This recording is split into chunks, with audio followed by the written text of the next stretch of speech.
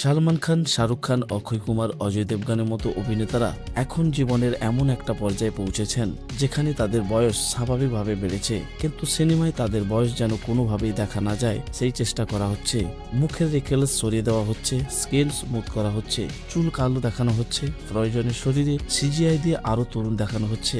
তারপর তাদের বিপরীতে অনেক কম বয়সী অভিনেত্রীকে রাখা হচ্ছে যেন দর্শককে বোঝানো যায় যে নায়ক এখনো তরুণ।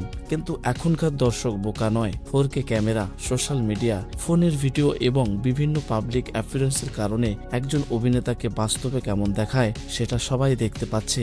তাই প্রশ্নটা আসলে এটা নয় যে অভিনেতারা কেন বুড়ো হচ্ছেন, প্রশ্ন হলো বলিউডের কাছে বয়স বাড়া এতটা লজ্জার বিষয় কেন।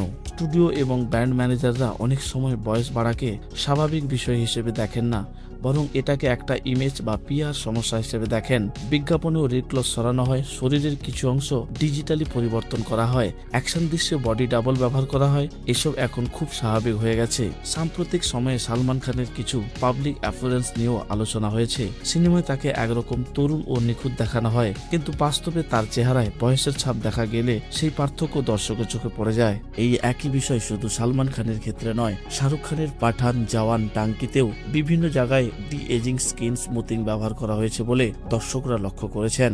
কখনো কখনো এত বেশি স্মুথ করা হয় যে মুখটা স্বাভাবিক না লেগে কৃত্রিম মনে হয়। অন্যদিকে অ্যাকশন সিনেমায় বডি ডাবল ব্যবহার করা স্বাভাবিক নয়, কিন্তু সমস্যা তখন হয় যখন একজন অভিনেতার আসল বয়স ও শারীরিক ক্ষমতাকে পুরোপুরি লুকিয়ে তাকে অনেক কম বয়স হিসেবে দেখানোর চেষ্টা করা হয়।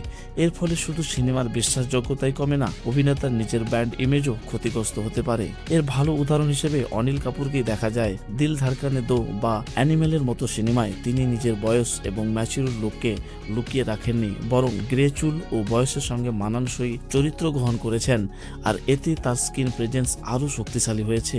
সুনীল শেট্টির ক্ষেত্রেও একই কথা বলা যায়। বয়স বাড়লেও তিনি নিজের উপস্থিতি, ব্যক্তিত্বকে ধরে রেখেছেন। এখানে বিষয়টা শুধু তরুণ দেখানো নয়, বরং নিজের বয়সের সঙ্গে মানানসইভাবে নিজেকে উপস্থাপন করার। কারণ একজন অভিনেতা যখন 50 বা 60-এর কাছাকাছি পৌঁছান, তখন তার সামনে নতুন ধরনের চরিত্রের দরজা খুলে যায়। পুরনো গ্যাংস্টার, অবসরপ্রাপ্ত মানুষ, অভিজ্ঞ অফিসার, বাবা, শিক্ষক, একাকী মানুষ, কিংবা জীবনে অনেক কিছু দেখেছেন এমন চরিত্র, এইসব অনেক বেশি বাস্তব এবং শক্তিশালীভাবে করা সম্ভব।